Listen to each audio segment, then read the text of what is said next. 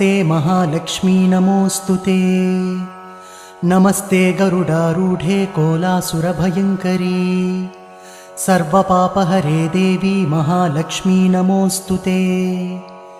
सर्वज्ञे सर्ववरदे सर्वदुष्टभयङ्करी सर्वदुःखहरे देवी महालक्ष्मी नमोऽस्तुते।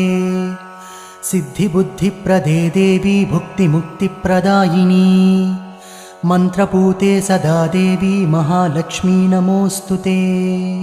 आद्यन्तरहिते देवी आदिशक्तिमहेश्वरी योगज्ञे योगसम्भूते महालक्ष्मी नमोऽस्तुते। स्थूलसूक्ष्ममहारौद्रे महाशक्ति महोदरे महापापहरे देवी महालक्ष्मी नमोऽस्तुते। पद्मासनस्थिते देवी परब्रह्मस्वरूपिणी परमेशी जगन्